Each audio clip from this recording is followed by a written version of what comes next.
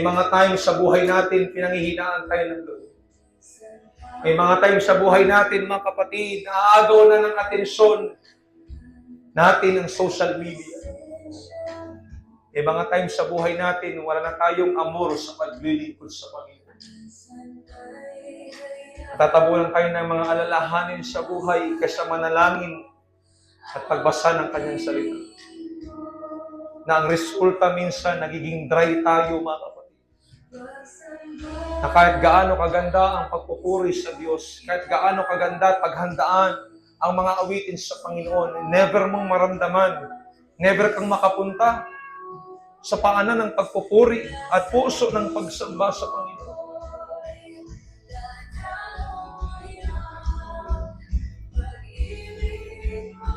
Pero bilang inyong pastor na mayroong concern sa inyong kaluluwa at pananampalataya, hindi tayo papayag na magiging ganyang katdaktan ka ng Panginoon.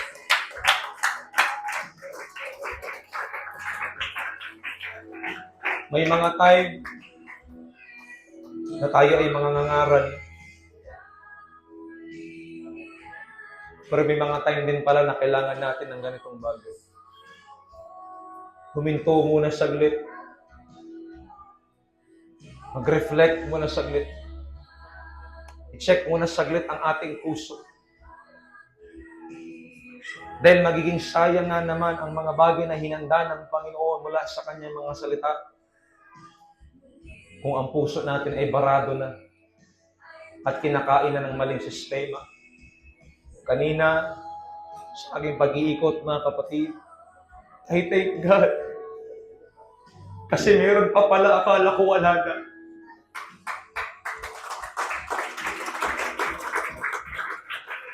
Sa kapangyarihan po ng presensya ng Diyos. It takes time. Maghihintay ka, magpipray ka. Ipipetisyon mo sa Diyos. Kilusin mo yung taong ito, Panginoon. Alisin mo yung mga disdiyosan sa kanyang puso. Alisin mo yung nag-aagaw ng atensyon niya sa iyo.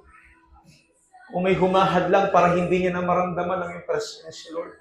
Nandito ako bilang lingkod mo, tulungan ang taong ito, Panginoon. I know, kailangan lang natin minsan alalayan, mga kapatid. Even ang ating mga young people, salamat sa Panginoon sa mga nagsalita ng wika ayon sa kaloob ng banal na Santong Espiritu. Ituloy natin ito, mga kapatid. Mga magulang, ako po'y umaapila sa inyo. Ituloy natin ito. Huwag tayong papayag na papasok at lalabas tayo sa simbahan na parang wala tayong naramdaman. Walang naging epekto sa atin ang gawain ng ating Panginoon. At ganun pa man, mga kapatid, ako'y tulong lamang sa inyo. Ako'y daluyan lamang para sa inyo. Ikaw at ang Diyos ang patuloy na magtutulungan. Ikaw at ang Diyos ang patuloy na kikilos. Dahil dadaloy ang himala ng Panginoon. Dadaloy ang presensya ng ating Panginoon. Di ko alam kung ako ba'y mangangaral pa, mga kapatid. Pero sa ganang akin, sa ginawa ng Panginoon sa oras na ito, sapat na ito sa akin. Total, ako naman ang lingkod ng Panginoon sa church na ito. Marami pang linggo tayo magkakasama, biyaya ng Panginoon para ako'y makapangaral. Pero yung kayo ay aking magabayan, maupuan, may panalangin, minsan lamang ito. At ayaw kong sayangin ng pagkakataon na yung kaluluwang nasa harapan ng presensya ng Diyos ay hindi maalalayan. Bagkus, mabuksan ang kanyang puso. Maramdaman niya ang pagkilos at presensya ng ating Panginoon.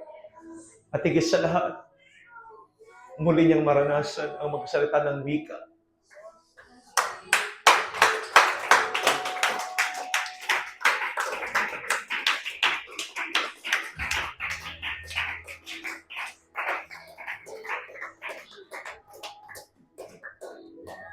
Mga kapatid sa Panginoon, yung people, nanay at tatay,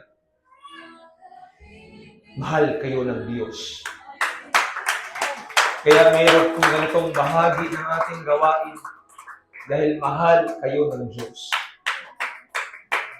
At ayaw ng Diyos, mapalayo po kayo sa Kanyang piling. Ayaw ng Diyos, mapalayo po kayo sa Kanyang presensya.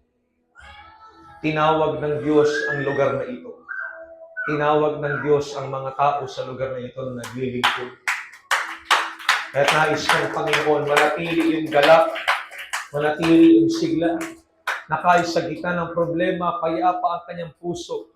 Kahit sa gitna ng problema, kaya niyang magpanggap na parang wala siyang pinagdadaanan. Na kahit sa gitna ng kawalan, sa gitna ng pagsubok, yun yung klase ng paglilingkod na gusto ng Diyos, na hindi nakasalalay sa material na bagay, hindi nakasalalay sa ganda ng sanlibutan, hindi nakasalalay sa lalagyan ng ating mga bigasan o ng ating mga imbakan, hindi kahit meron o wala, kayang purihin ang Diyos. Kahit may sakit o magaling, kayang purihin ang Panginoon.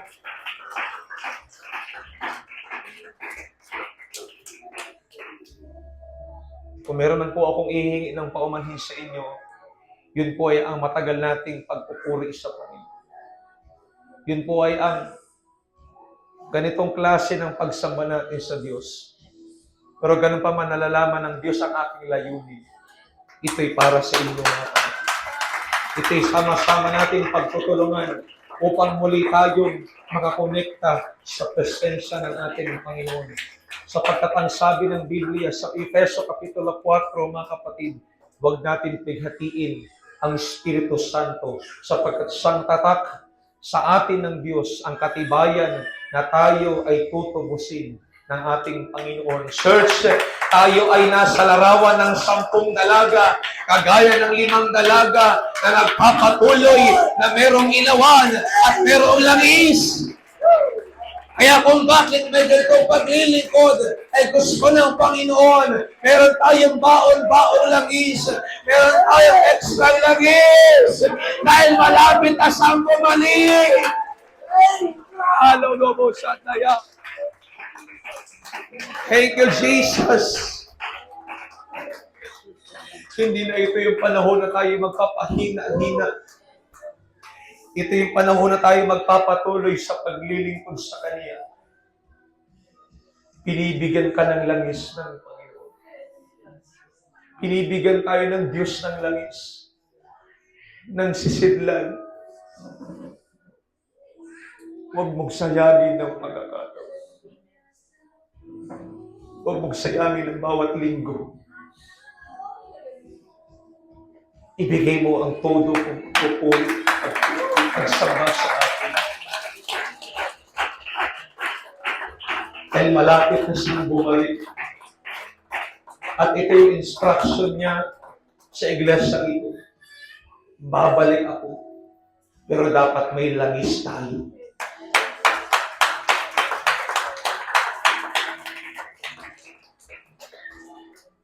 Babalik siya, pero dapat may sapat na langis tayo mga kapatid.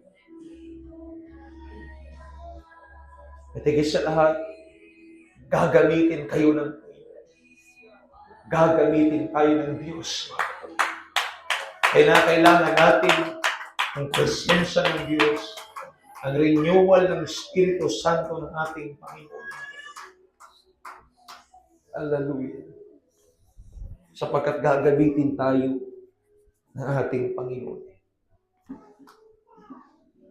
Mahirap, magsasakripisyo tayo, maglalaan tayo ng panahon, ng oras, pero ito ang kalooban ng Panginoon. Sapagkat hindi lahat ng tao nagsisimba ay sa Diyos. Hindi lahat ng kasabay natin ang titipon ngayong araw ng linggo ay sa Diyos at tunay na naglilingkod sa Diyos. Maraming mga tao nakakaawa ang kanilang kalagayan, pumapasok ng simbahan pero walang pagbabago ang buhay. Pumapasok sila ng simbahan kagaya po natin pero parang wala po sa ulirat. Parang walang epekto ang gawain ng Diyos. Bakit? Sapagkat wala na ang presensya ng Diyos. At hindi yun ang iglesyang babalikan ng Diyos. Hindi yun ang iglesyang dadalawin muli ng Diyos. Ang gusto ng Diyos, may pag-ibig sa kanyang gawain. May pag-ibig sa kanyang ministeryo. May pag-ibig sa kanyang ginagawa. Sama-sama po tayo mga kapatid. Amen. Patuloy tayo magtutulungan sa biyaya na ating Panginoon.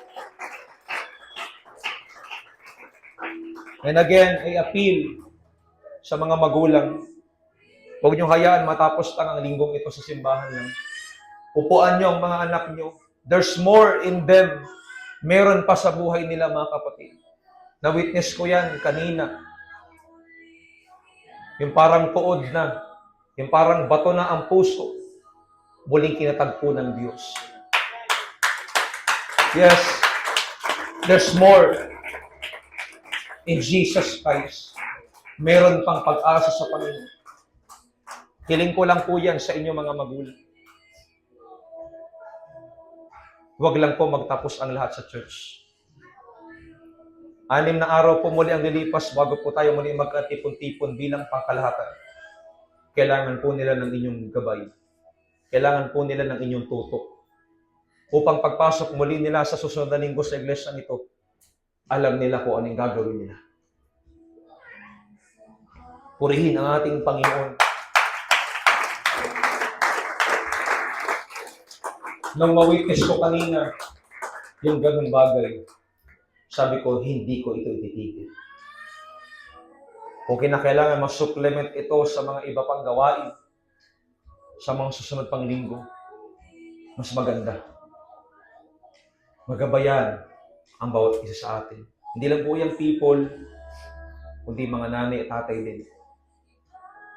May ibalik ang puso natin sa Panginoon. Amen. Dahil alam ko, aminado kayo, minsan nagsisimba tayo, pero wala na tayo, nahihiya na lang siguro kayo dahil baka kayo puntahan ko, baka pag nalaman kong hindi kayo nagsimba, pero hindi po ako ang inyong Diyos. Hindi po ako ang Panginoon, hindi po ako ang nagligtas sa inyo. Ang Diyos, ang ating Panginoong Jesus, ang ating tagapagligtas. Kung mahihiya man kayo, sa Kanya po kayo mahihiya. Kung may utang na loob man po kayo, sa Kanya kayo may utang na loob. Hindi po sa akin. Amen. Hallelujah. Mga kapatid, even mga nanay, tatay, ipetisyon natin ang ating mga young people.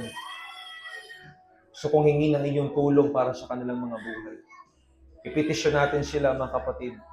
Mga kabataang inaagaw ng mundo, mga kabataang inaagaw ng maling sistema, mga kabataang inaagaw ng maling tao at maling relasyon, i-rescue natin sila mga kapatid. God can make a way where there seems to be no way. Gagawa ang Diyos ng paraan, mga kapatid, sa kanilang mga buhay. Naniniwala pa rin ako sa kapangyarihan ng presensya ng ating Panginoon na kaya magligtas po sa kanilang mga buhay, mga kapatid. Let's do our part, mga kapatid. Gawin lamang natin kung anong bahagi natin, mga kapatid. Mag-mediate, magpetisyon sa kanilang mga buhay. Hayaan natin ang Diyos ang kumilos sa kanilang mga buhay, mga kapatid. Dahil naniniwala ko, meron pang pag-asa sa Panginoon. Meron pang kayang gawin ng Panginoon, mga kapatid. Amen. Tayo lahat muli, mga kapatid, sa Panginoon.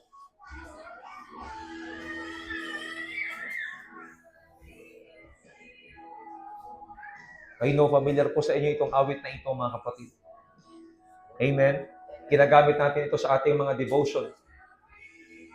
Ginagamit natin ito sa ating mga panalangin. And ang ganda ng mensahe ng awitin ng Panginoon, once again, Lord, minsan pa. O kung may nagkasala, minsan pa patawarin mo.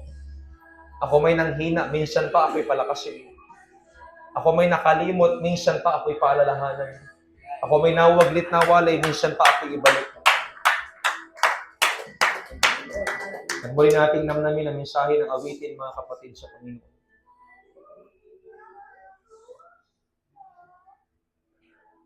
Muli natin sambahin ng Panginoon habang inaawit natin ang awiting ito. Muli tayo mag-concentrate sa ating Panginoon. Ano yung mga minsan pa sa buhay mo na gusto ng Panginoon na gawin muli? Minsan pa gusto kang ibalik ng Diyos. Minsan pa gusto kang gamitin ng Panginoon. Minsan pa gusto kang baguhin ng Panginoon. Hindi mo ba namamalayan? Kahit puno ka ng pagsubok, ginagamit ka pa rin ng Panginoon. Kasi gusto ng Diyos, anak, minsan pa gusto kitang gamitin. Minsan pa gusto kitang i-align sa aking kalooban. Patayaan natin mausap ang mensahe ng Panginoon habang nakataas ang ating kamay at nakabukas ang ating mga puso. Once again, let's concentrate, mga kapatid. Halalawo, sandaya, halalawo. Thank you, Jesus. And once again, Lord, continue to move your Spirit, God. Have your way, Lord Jesus. Maging malakas at buhay na tinig ang iyong presensya sa mga oras na ito na wala kaming ibang pakipakinggan kundi ikaw lamang.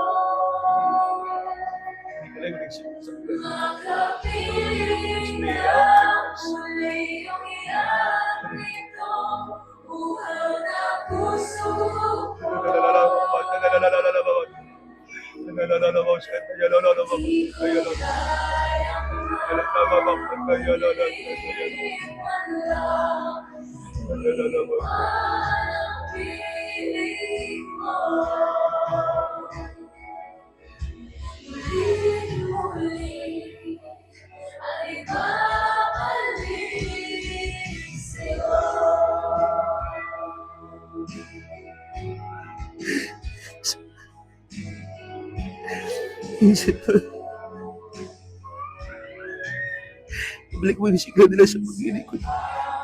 At para na para tayo sa iyo.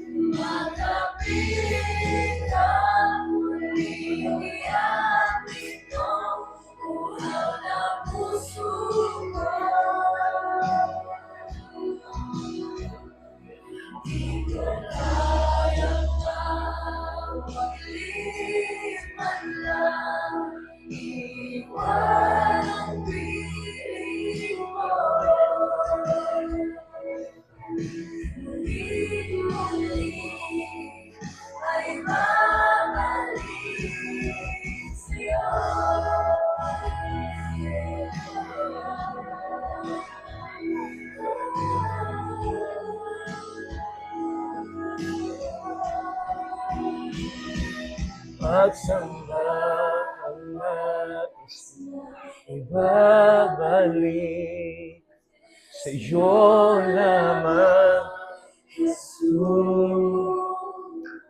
Mula sa puso ko'y dadahoy ang pag-ibig mo. Minsan pa, Jesus, sasabihin sa'yo ang nais ko.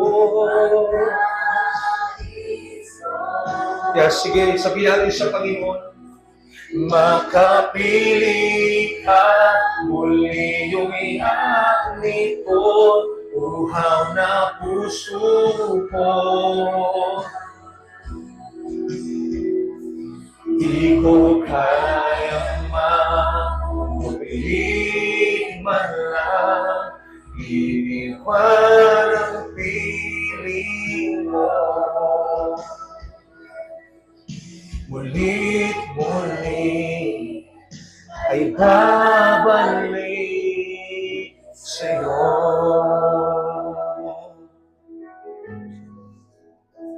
Hallelujah. Amen. Once again, minsan pa, Panginoon. Palakpakan po natin at purihin natin, Panginoon. Come on, shout out to God in the voice of triumph. Hallelujah. Isang tilig ng pagpapuri sa Panginoon. Isang tilig ng pagsamba na may pagtatagumpay sa Panginoon. Thank you, Lord. Para kagaya ng isang bituin. Thank you, Lord. Thank you, Lord. Pinagaling mo ko. Thank you, Lord. Pinalaya mo ko. Thank you, Lord. Pinalakas mo ko, Panginoon. Thank you, thank you, thank you, thank you. Come on, thank you. Walang hanggang pasasalamat sa Panginoon. Thank you, Lord. Thank you, Jesus. Hallelujah. Thank you, Jesus. Thank you, Jesus.